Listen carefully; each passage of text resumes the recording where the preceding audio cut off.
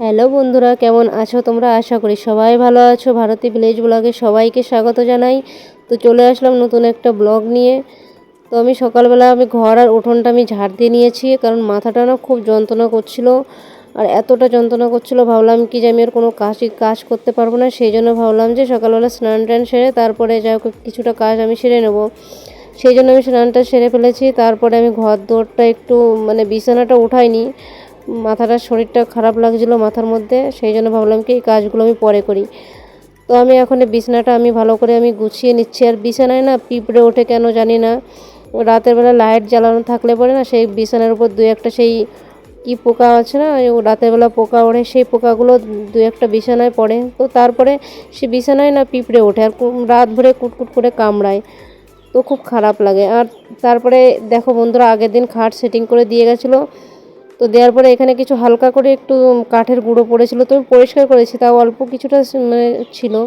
তারপরে আমি সাফ সাফাই করে রাখলাম। তো বন্ধুরা, আমার তো সেরকম ঘর সাজানোর এখনও সেরকম কিছু হয়নি, কারণ আমাদের নতুন ঘর হচ্ছে এটা। সেরকম কিছু আমি কিনতেও পারি না, কারণ ঘরের পিছনে টাকা ঢালবো না জিনিসপত্র কিনবো, সেই জন্য ঘর সাজানোর মতন এখনও কিছুই হয়নি। 11 পরে ইনকাম, তো সেই জন্য আস্তে আস্তে টুকটাক করে যাই হোক 2-1 টাকা করে গুছিয়ে গুছিয়ে সব জিনিসপত্র কেনা হচ্ছে। আর তোমাদের আশীর্বাদে তোমরা যদি আমার পাশে থাকো, তাহলে আমিও চেষ্টা আমারও তো আশায় আছি যে ইউটিউবে সাকসেস আমি পাই কি না পাই, কিন্তু তোমাদের সাপোর্ট ছাড়া তো আগে আমি কোনোভাবে উঠতে পারবো না। আর প্লিজ তোমরা ভিডিওটা স্কিপ না করে পুরো ভিডিওটা দেখো, কারণ পুরো ভিডিও যদি তোমরা না দেখো তাহলে তো ওয়াচ টাইমটা কারোরই পূর্ণ হবে না। তো যেই দেখো না কেন পুরো ভিডিওটা দেখার চেষ্টা করো। আর যদি না লাগে সেটা ব্যাপার আলাদা।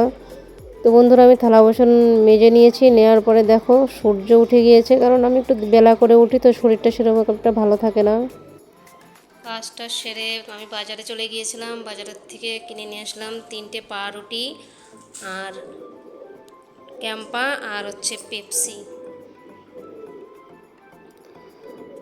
তো এইসব জিনিস তোমরা দেখতে পাচ্ছ, এটা হচ্ছে আমার নন্দে জামাই আসবে, তো কৃষ্ণনগর যাবে, সেই জন্য আমি পাউরুটি এনে রেখেছি আর কোল্ড ড্রিঙ্কস এনে রেখেছি।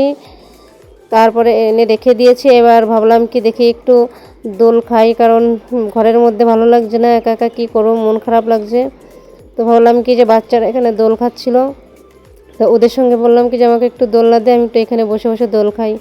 তো এখানে দোল খেয়ে নিচ্ছি আমি। কত ভালো লাগে জানো, ছোটোবেলার কথা মনে পড়ে যায় যে আমি কত সুন্দর দোল খাই।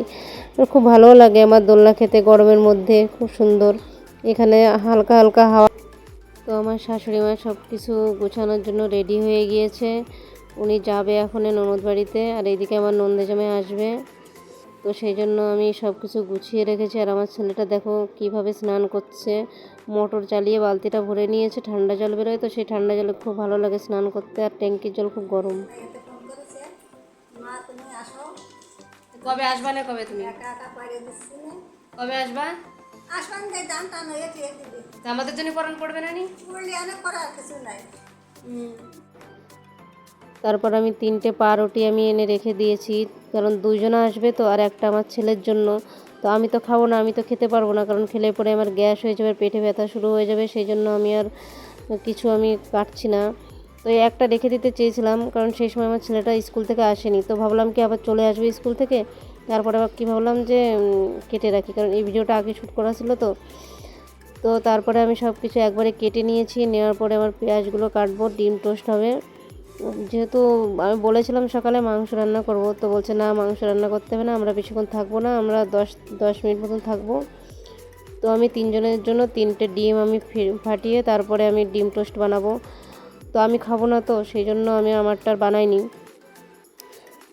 তো তারপরে আখার পিঠটা ভালো করে লেপে নিচ্ছি, কারণ আখায় তো বেশি একটা রান্না করা হয় না, সেই জন্য আমি আখার পিঠটা এসে না লেপে ফুছে রান্না করতে আসছিলাম না, ভালো লাগে না, অনেক দিন লেপা হয়নি সেই জন্য।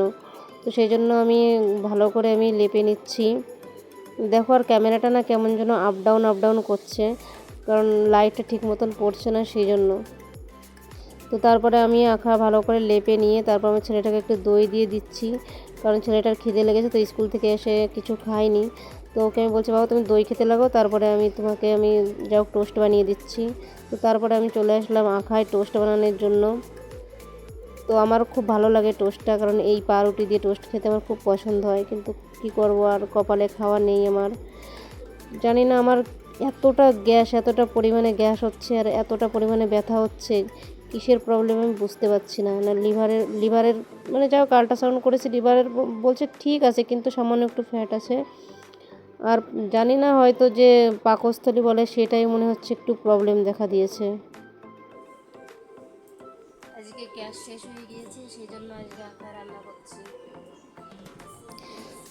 তো তারপরে আমি এখানে রান্না করে নিচ্ছি ডাল দিয়ে, আলু দিয়ে, আর হচ্ছে কী বলে ঝিঙে দিয়ে তরকারি রান্না করছি, নিরামিষ।